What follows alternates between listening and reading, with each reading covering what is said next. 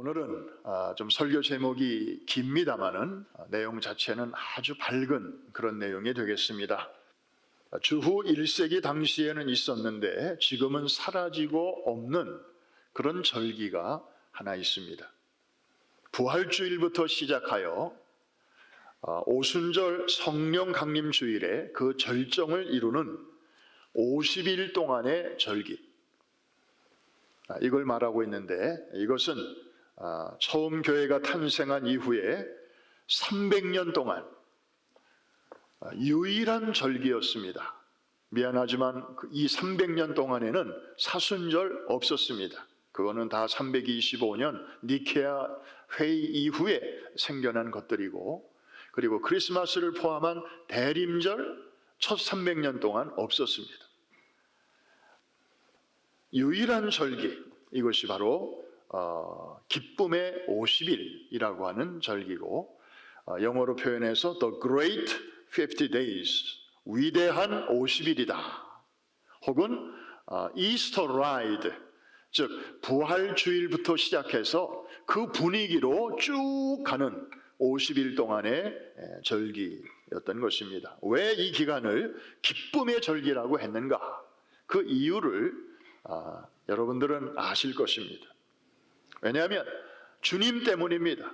예수님 때문인데, 부활하신 주님이 곧바로 승천하시지 않고 지상에 40일 동안이나 계셨습니다. 그래서 사람들을 만나셨습니다. 어떤 사람들을 만나셨나요? 주로 좀 이렇게 두려움에 사로잡힌, 그리고 낙심한 자, 눌린 자, 또 위축되어 있는 그런 사람들을 주님이 개인도 만나시고 그룹으로도 만나셨습니다. 만난 사람들은 하나도 예외 없이 위로를 받았고, 그리고 새 힘을 얻었습니다. 그 40일 동안에다가 그 다음에 주님이 승천하신 후 열흘 만에 보혜사 성령께서 이 땅에 오셨죠. 성령께서 이 땅에 오신 사건은 위로와, 그리고 도움과, 그리고 우리에게 필요한 모든 것들의 아주 클라이맥스였습니다. 그래서 이 40일에다가 열흘을 더해서 이 50일이 되었는데, 여기서 바로 기쁨의 50일, 위대한 50일이 유래된 것입니다. 유명한 예배학자 타머스 탈리는 이런 말을 했습니다. 초대교회는 이미 1세기에 부활 잔치를 50일 동안이나 계속하고 있었다. 여러분, 이거 우리와 좀 많이 다르죠? 우리는 사순절이 지나면서 부활주일, 이스터 선데이에 한번 새벽부터 하루 종일 축하를 하고, 그리고 나서는 슬그머니 시들어요. 그 부활의 분위기를 오래 갖고 가질 못해요. 그런데 이 1세기의 처음 교회 성도들은 50일 동안이나 이것을 계속 하고 있었습니다. 그러면서 한 가지 놀라운 사실을 이 예배학자는 우리에게 알려주고 있는데, 이 기쁨의 절기가 신약교회의 탄생 후 적어도 3세기 동안이나 이제 계속 되었다는 사실입니다. 열심히 이 절기를 지켰다는 것이죠. 여러분, 제가 이렇게 말씀을 드리는데도 아무 감동이 없으시죠? 이해합니다. 왜냐하면 이 배경을 이해해야 이게 뭔가 좀 이렇게 와닿는데, 처음에 3세기 동안 기쁨의 절기를 성도들이 지켰다, 그냥 그래서 이제 이런 생각이 들죠. 그런데 또 좀 예민한 분들은 그래? 그렇다면 뭔가 대단한 의미가 있구나 하고 또 느끼시는 분도 계실 것입니다. 여러분, 이 첫 300년이 어떤 기간이었습니까? 한마디로 말해서 로마 제국의 기독교 박해가 아주 극성을 이루었던 시기였습니다. 소위 황제들의 10대 박해가 아주 절정에 달했던 시기가 이 300년이었습니다. 그런데 더 놀라운 사실은 이 기간 동안에 교회와 성도들이 지켰던 거의 유일한 절기가 바로 이 기쁨의 50일이었다는 사실입니다. 이게 말이 됩니까? 아니, 이 슬픔과 툭하면 옆집 집사님이 사형장에서 사자밥이 돼가고, 그리고 또 오늘은 누가 잡혀갔다고 그러고, 정말 이 영적인 비상계엄이 내려가지고 정말 내일 일은 난 몰라요. 이런 극심한 박해 기간을 살면서 기쁨의 50일을 지켰다.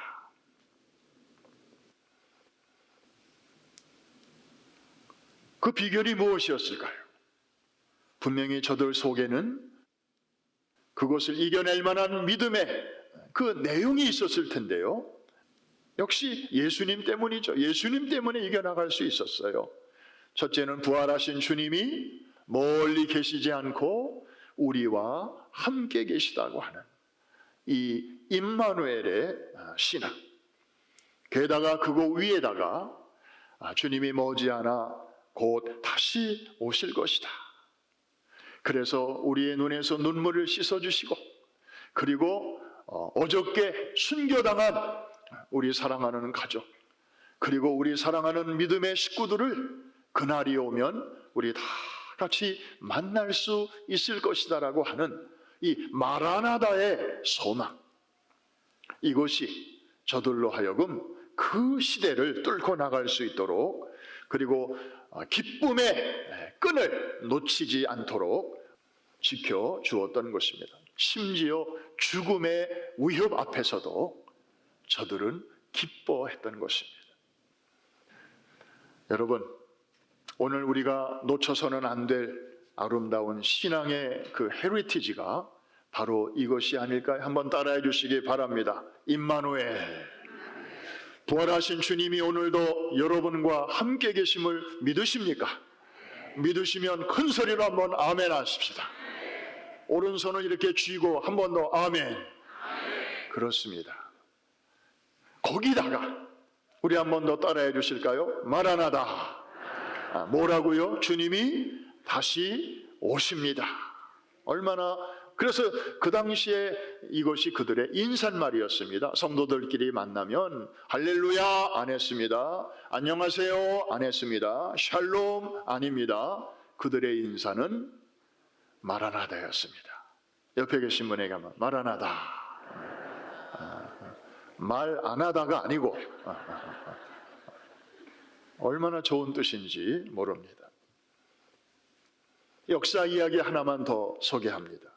콘스탄틴 황제가 AD 313년에 이탈리아에 여러분들이 잘 아시고 아마 다녀오신 분도 많았을 그 밀라노에서 그 칙령을 발표합니다. 그래서 기독교를 공인합니다. 기독교야, 교회야, 성도들아, 이제는 우리가 인정하니까 안심하고 나와. 지하실에 있지 말고 그 카타콤에 있지 말고 이제는 자유롭게 햇볕 아래 나와서 예배 드려. 기독교를 인정했습니다.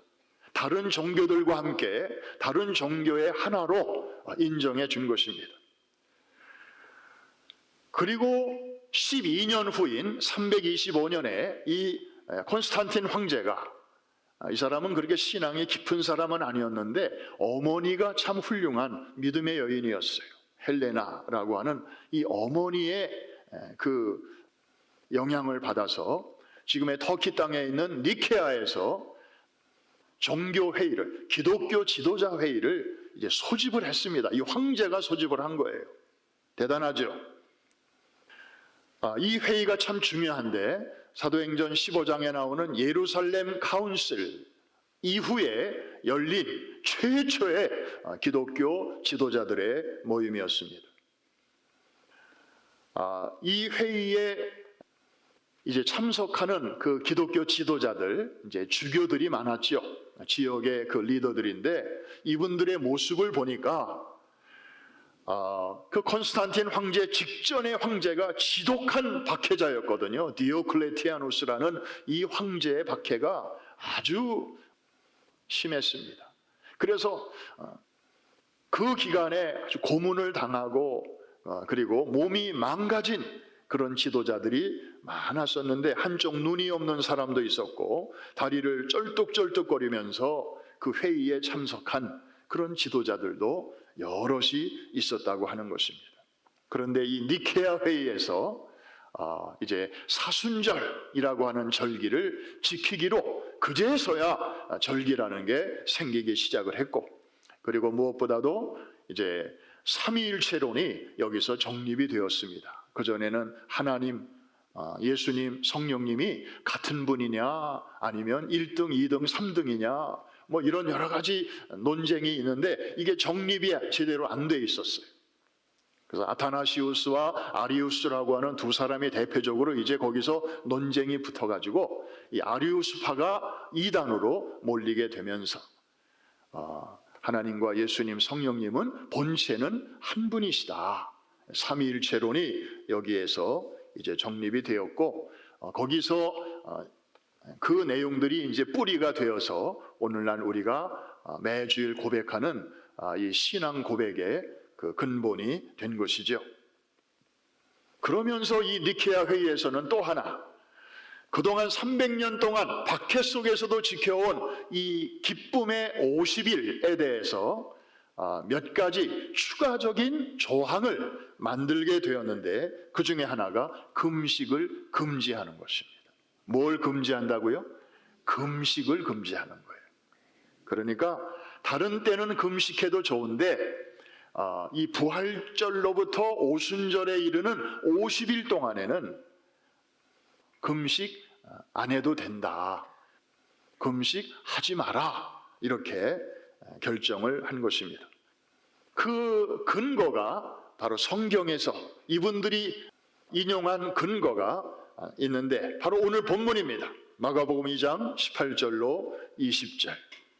앞부분은 제가 한번 읽겠습니다. 배경이니까. 요한의 제자들과 바리새인들이 금식하고 있는지라 사람들이 예수께 와서 말하되 요한의 제자들과 바리새인의 제자들은 금식하는데 어찌하여 당신의 제자들은 금식하지 아니하나이까? 그 다음은 여러분이 다 같이 시작. 예수께서 그들에게 이르시되 혼인집 손님들이 신랑과 함께 있을 때에 금식할 수 있느냐? 신랑과 함께 있을 동안에는 금식할 수 없느니라. 그 다음에 그러나 신랑을 빼앗길 날이 이르리니 그날에는 금식할 것이니라. 여러분이 결혼식 한번 상상해 보십시오. 자, 결혼식은 기쁨의 날이죠. 그리고 신랑 신부가 당연히 있고 그리고 음식이 아주 푸짐하게 준비되어 있습니다. 그런데 그 좋은 날 음식이 이렇게 앞에 쌓여져 있는데 금식한다. 이거 좀 뭐가 좀 안 맞죠? 그날은 우리가 다 같이 그냥 음식을 함께 나누고 즐기고 엔조이 하는 것입니다. 그래야 그 잔치 분위기가 나는 거죠. 신랑이 있고 신부가 있고 있을 사람이 다 있는데 그 분위기 상하게 할 일이 있습니까? 그런데 주님의 말씀을 잘 들어보십시오. 신랑이 있을 때는 그렇게 하고 신랑이 없을 때는 금식해도 좋다. 자, 신랑은 당신을 얘기하는 거죠. 당신이 그들과 함께 있을 때는 굳이 금식할 필요 없다. 그러나 때가 되면 내가 사라질 것이다. 신랑을 빼앗기는 날이 올 것이다. 그때는 너희들이 얼마든지 금식을 해도 좋다. 이게 니케아 회의에서 결정된 그런 내용이었습니다. 그래서 이제 그 주후 3세기, 4세기 경의 성도들은 다른 때는 얼마든지 금식하지만 사순절 때 금식하고 고난주간엔 특별히 금식하고 그랬지만 이 기쁨의 50일 동안은 금식을 금했고 그리고 서서 기도했습니다. 무릎 꿇고 기도하지 말고 이 기간에는 다 서서 기도하자. 여러분, 반가운 손님을 이렇게 맞이하거나 기다릴 때는 이렇게 앉아서 기다리기보다는 오히려 이렇게 서서 그래서 언제 오시나 하고 이렇게 바라다 보다가 또 멀리서 보면 막 달려가게 되잖아요. 마치 그런 분위기에서 그러니까 기도도 서서 하도록 결정을 했던 것입니다. 그래서 그리스도의 임재와 현존을 아주 충분히 엔조이하도록 그렇게 배려를 했던 것이죠. 사랑하는 성도 여러분, 우리가 이 역사적인 내용을 왜 지금 오늘날 이것을 다시 들여다보는 것입니까? 우리에게 주는 시사점이 많기 때문입니다. 사실 우리도 부활하신 주님이 나와 함께 계심을 우리는 고백합니다. 머리로 알고 있습니다. 그리고 마음으로도 믿습니다. 여러분, 예수 그리스도를 주님이라고 부를 수 있는 것은요, 아무나 그렇게 할 수 있는 게 아닙니다. 성경에 보니까 고린도전서 12장 3절쯤에 아무도 성령으로 아니하고는 예수 그리스도를 주라고 시인할 수 없느니라. 이거 아무나 그렇게 예수님을 향하여 주님이라고 부를 수 없습니다. 성령께서 도와주시니까 그런 고백이 가능하게 되는 것입니다. 이해가 되시면 아멘. 그래서 여러분이 정말 주님이라고 진심으로 고백할 수 있는 분이라면 성령님이 그 사람과 지금 이 시간에 함께하고 계시는 것입니다. 아멘입니까? 네. 너무 고마운 것이죠. 그런데 문제는 그게 예배드릴 때는 가능한데 예배드리고 저 문을 나서면, 그리고 주차장에 가면, 그리고 또 거친 세상 속으로 우리가 들어가면 깜빡깜빡한다는 것입니다. 여러분, 우리가 치매를 걱정하고 건망증을 걱정하고, 물론 그것도 중요하지만 더 심각한 것은 영적인 건망증, 영적인 치매예요. 분명히 예수 믿는 사람인데, 성령님의 내 안에 성전 삼아 거하시는 사람인데, 정작 나 자신은 너무나 자주 잊어버리는 거예요. 마치 주님이 나와 안 계신 사람처럼 그렇게 생각하고 행동하고 느끼고 판단할 때가 자주 있다는 것이죠. 그래서 우리에게는 훈련이 필요해요. 무슨 훈련? 주님의 임재 훈련이 필요합니다. 동의하시면 아멘. 이거 그냥 되는 거 아니에요. 훈련이 필요해요. 지난주에 말씀드렸잖아요. 이성봉 목사님은 오른손을 평생 이렇게 꼭 쥐고 사셨다. 본인도 깜빡깜빡하니까 자기에게 이렇게 리마인드 시키려고 하다 보니까 그게 제2의 습관이 되어버리신 것입니다. 감사하게도 아까 광고 들으신 것처럼 5월 달에 아주 좋은 훈련 교관들이 오셔요. 5월 달에는 박순애 전도사님이 오셔요.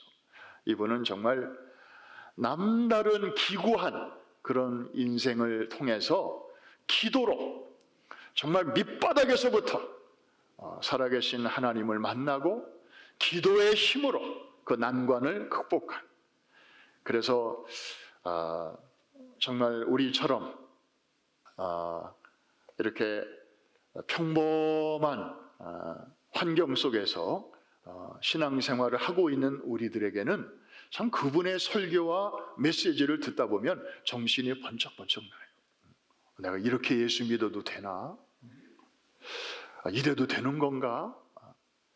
그런 생각이 들 정도로, 물론 그분의 특수한 그런 상황이 모든 사람에게 이렇게 다 보편적으로 이해될 수는 없지만, 중요한 것은 그런 어려운 상황에서 기도의 야성으로 그 시대를 헤쳐나갔다고 하는 그런 간증과 또 메시지를 들으면서 우리가 이 코로나 시대를 이제 서서히 벗어나면서 우리에게도 믿음의 야성이 필요한 줄로 믿습니다. 너무 그냥 이렇게 곱게 포장된 그런 거 가지고는 이제는 헤쳐나갈 수 없는 시대가 왔기 때문입니다. 게다가 6월 달에는 유기성 목사님이 오셔요. 로잔 대회를 준비하는 모임이 우리 교회당에서 있게 되는데, 그때 세계에서 그 지도자들이 한 150명이 한국에서도 오시고 아프리카에서도 오시고 유럽에서도 오시고 미국에서도 오시고 다 이렇게 오시는데, 거기에 참석하러 이제 오시는데, 오신 김에 또 우리 교회에서 이렇게 집회를 인도해 주시기로 했습니다. 여러분, 이 유기성 목사님은 이분은 막 이렇게 전형적인 부흥사는 아니세요. 이분은 오직 그냥 예수님 얘기만 하시는 분이에요. 성경 얘기만 하시는 분이에요. 하루 종일 주님을 묵상하면서 사시는 분이에요. 24 hours, 7 days. 주님의 임재 속에 사시는 분이에요. 그리고 그것을 사람들에게 훈련시키는 분이에요. 그래서 일기를 쓰게 하고, 그래서 늘 주님이시라면 이럴 때 어떻게 하셨을까? 주님이시라면 이럴 때 어떻게 반응하셨을까? 그런 생각을 하면서 생각의 근육을 키워주고, 그리고 어떤 상황에서도 이제 주님을 딱 붙들고 그 상황을 헤쳐나갈 수 있도록 도와주는 그런 분입니다. 우리의 필요를 아시고 하나님께서 이렇게 섭리해 주시는 줄로 믿습니다. 임재 훈련, 우리에게 얼마나 중요한지 몰라요. 사실 우리에게도 필요하지만 더 필요한 아이들이 있어요. 바로 우리의 자녀들입니다. 다음 세대들입니다. 이제 이들이 가정이라는 둥지와 교회라는 울타리를 벗어나 대학을 가면 여러분들이 그들 곁에 물리적으로는 같이 있어줄 수 없습니다. 영적으로는 같이 서포트를 늘 할 수 있지만 여러분의 모습이 그들 눈에 보이지는 않아요. 그럴 때 우리 아이들이 누구를 의지하고 살아야 하겠습니까? 대학에서 부딪히게 되는 그 정말 갑자기 밀려오는 자유주의의 물결과 그리고 세속주의의 그 쓰나미 앞에서 웬만한 아이들, 주일학교 출신들, 바람에 나는 겨와 같이 첫 1년 동안에 90%가 날아가 버리고 졸업반쯤에는 8, 90%가 날아가 버리는 이런 안타까운 현실 속에서 아이들이 우리 품을 떠나기 전에 자신의 하나님을 만나도록 도와줘야 될 줄로 믿습니다.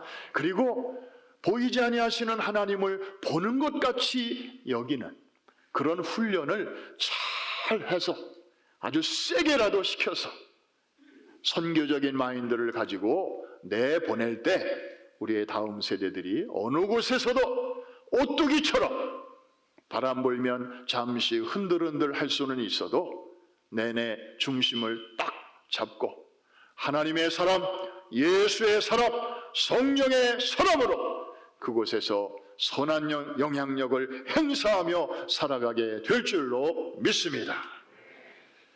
이 임재 훈련이 너무나 중요한 것입니다. 이 기쁨의 50일 기간 동안에 특별히 이게 중요합니다. 이 이야기 하나 하고 이제 마치도록 하겠습니다. 미국의 역사를 보면 서부 개척 시대 때 미국의 저 몬타나주라고 있죠. 거기에 한 마을이 있는데 그 마을의 주민 몇 사람이 먼 길을 떠났어요. 가뭄이 찾아와서 먹을 것도 없고 살 길이 막막해서 이제 금광이라도 좀 만나면 좀 살 수 있겠다. 그래서 그런 꿈을 가지고 이제 먼 길을 떠났습니다. 그런데 그 옛날에 가는 길도 험하다 보니 다치기도 하고 또 중간에 죽기도 했습니다. 게다가 그 인디언 원주민들이 밤사이에 기습 공격까지 했습니다. 끌고 갔던 말도 다 뺏기고 먹을 것도 뺏겨서 더 이상 여행을 계속할 수가 없었습니다. 그래서 안 되겠다. 살아남은 자들만이라도 다시 고향으로 되돌아가자. 그래서 이제 집에 가는 길인데 어느 강변에서 몸을 씻다 보니 유난히 반짝반짝하는 것들이 좀 보여서 자세히 가서 좀 이렇게 밑을 파보니까 거기에 굉장한 금이 땅속에 묻혀 있는 것을 발견하게 되었습니다. 그런데 맨손으로 이것을 파는 게 한계가 있지 않겠어요? 그리고 금을 판들 그거를 이제 잘 이렇게 보관을 해야 되는데 뭐 장비도 별로 없고 주머니도 신통치 않고, 그래서 이들이 이제 결정을 했습니다. 우리가 위치는 알았으니까 일단은 집으로 철수하자. 그래서 필요한 장비와 그리고 금을 담을 수 있는, 운반할 수 있는 그런 채비를 다시 해가지고 이곳으로 다시 돌아옵시다. 그리고 이 얘기는 우리끼리만 알고 아무에게도 얘기하지 맙시다. 이제 이렇게 약속을 하고 이제 고향으로 돌아온 것입니다. 며칠 동안 다 준비를 해가지고 드디어 다시 출발하기로 한 시간과 장소에 이 사람들이 모였는데 이게 웬일입니까? 온 동네 남자들이 다 나온 거예요. 아니 자기들끼리만 모이기로 했는데 다 나온 거예요. 그래가지고 이 사람들이 서로 얼굴을 쳐다보면서 도대체 어떤 XX야? 누가 주둥이를 놀린 거야? 눈으로 말을 못하고. 그런데 눈으로도 다 대답하네. 난 아니야. 난 아니야. 실제로 그게 사실이었어요. 아무도 얘기한 사람이 없어요. 왜냐하면 이게 금이 달려있는 건데 이거 다른 사람이 알면 큰일 나잖아요. 근데 다른 사람들이 어떻게 알았을까요? 이제 그게 궁금한 거예요. 얼굴이었습니다. 그 사람들의 얼굴빛이었습니다. 왠지 모를 기쁨이 이 얼굴에 묻어 있었습니다. 그리고 그들의 눈빛은 희망으로, 소망으로 반짝반짝 빛나고 있었습니다. 이렇게 처진 눈이 아니었어요. 그들은 아무에게도 이 내용을 얘기하지 않았지만 자기들이 마음속 깊이 갖고 있는 그 기쁨 그리고 그 희망을 감출 수가 없었던 거예요. 그냥 자연스럽게 자기도 모르게 새 나가는 거죠. 마을 사람들은 저들의 표정을 보고 알아차린 거예요. 저 사람들이 뭐 금광 찾는다고 나갔다가 빈손으로 저렇게 돌아왔다고 하는데 뭔가가 있구나. 뭔가가 있구나. 그리고 그것마저 모르는 사람들은 저 사람들 표정을 보니까 뭔지는 모르지만 저 사람들만 따라가면 좋은 일이 있을 것 같아. 그래서 따라 나선 사람들도 많이 있었다는 것입니다. 사랑하는 성도 여러분, 저는요 이 이야기를 이렇게 좀 생각할 때마다, 그리고 여러분들과 기회가 있을 때 몇 차례 나누었잖아요. 그럴 때마다 저는 이 부활절에 대한 그 어떤 설교자보다도 정말 파워풀한 메시지를 여기서 듣습니다. 특별히 이 기쁨의 50일을 우리가 어떤 자세로 살아가야 할 것인지에 대한 너무나 구체적이고도 프랙티컬한 그런 메시지를 저는 듣습니다. 사랑하는 성도 여러분, 우리 주님께서 사망 권세를 이기시고 지난 주일에 부활하셨습니다. 주님의 부활로 인해서 우리는 영원한 생명에 연결이 되었습니다. 그리고 하나님의 자녀가 되었고, 우리는 부활이 있다는 것, 그리고 영생이 있다는 것, 그리고 천국이 있다는 것을 다시 한번 확신하고 살아가게 되었습니다. 할렐루야. 여러분, 이런 은혜와 축복은 그 당시 그 마을 사람들이 금광을 발견한 그 축복과 감히 비교할 수 있겠습니까? 여러분, 금광 좋은 거죠. 대단한 축복이죠. 노다지지요. 그러나 그것은 자기들이 살아있을 때만 좀 필요한 거예요. 그거 천국까지 갖고 갈 수 있는 것도 아니에요. 그냥 순간적이고 찰나적인 것이에요. 그리고 그 소유권은 얼마든지 다른 사람에게로 넘어갈 수 있어요. 그런데 우리가 예수 그리스도 안에서 지금 누리고 있는 이 행복과 이 은혜는 순간적인 게 아니고 찰나적인 것이 아니고, 그리고 소유권이 다른 사람에게로 쉽게 옮겨갈 수 있는 것도 아니고, 사단에게 다시 빼앗길 수 있는 것도 아니고, 아멘.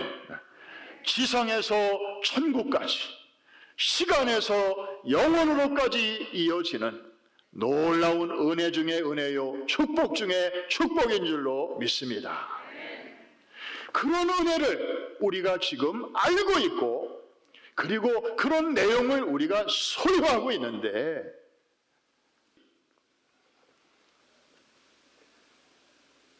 우리는 그것을 모르는 사람들과 좀 달라야 되지 않겠습니까?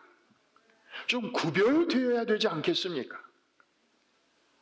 여러분을 만나는 사람마다 뭔가를 좀 느껴야 되지 않겠습니까? 여러분이 비록 입을 열어 아무 말을 하지 않아도 여러분의 얼굴빛을 보고, 여러분의 그 눈빛을 보고, 야, 저 사람들은 뭔가 좋은 것을 알고 있구나. 우리가 갖지 못한 것을 저 사람들은 갖고 있구나. 그들이 영적인 호기심을 가질 수 있도록 우리가 그렇게 살아야 되지 않겠습니까? 이해가 되시는 분들만 아멘 하십시다. 우리가 꼭 무슨 전도 폭발 훈련, 무슨 전도 훈련 이런 걸 체계적으로 받아서 중요한 성경 구절들을 달달달달 외우고, 그래서 안 믿는 사람 붙들어 놓고 1시간, 2시간이고 막 그런 얘기를 해야 겨우 사람들이 관심을 갖는, 그것도 물론 필요한 방법이죠. 그러나 어느 세월에 그렇게 해가지고 어느 세월에 우리 주변을 보고만 할 수 있겠습니까? 그냥 우리가 살아가면서 사람들과 더불어 그냥 어깨를 마주하고 믿지 않는 사람들과 살아가면서 나도 모르게 자연스럽게 흘러나가는 바로 그 행복 바이러스를 우리가 퍼뜨려야 되지 않겠습니까? 감출 수 없는 기쁨, 이게 그들의 비결이었습니다. 사랑하는 성도 여러분, 지금이 바로 기쁨의 50일 절기입니다. 이제 지난주 한 주가 지났네요. 앞으로 6주가 남았네요. 다른 기간은 몰라도 우리 1세기, 2세기, 3세기 때 우리 믿음의 선배들처럼 우리가 나중에 그분들 천국 가면은 만날 거 아닙니까? 그 정말 참혹한 박해시대 속에서도 그거를 겨우겨우 참고 인내만 한 게 아니라 더 적극적으로 기쁨의 신앙으로 환난의 때를, 무서운 시련의 시간을 이겨내었던 그 저력, 그 야성, 그 믿음, 1세기의 영성을 지닌 21세기의 교회로 라는 표를 가진 우리 프라미스 교회의 믿음의 유산으로 삼아야 될 줄로 믿습니다.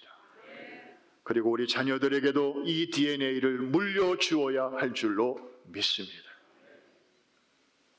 이 은혜가 이번 기쁨의 50일 기간 동안에 여러분 심령과 여러분의 가정과 목장과 교구와 우리 교회 전체 분위기 속에 성령의 도우심으로 자연스럽게 묻어나고 뿜어져 나오게 되기를 주님의 이름으로 축원합니다.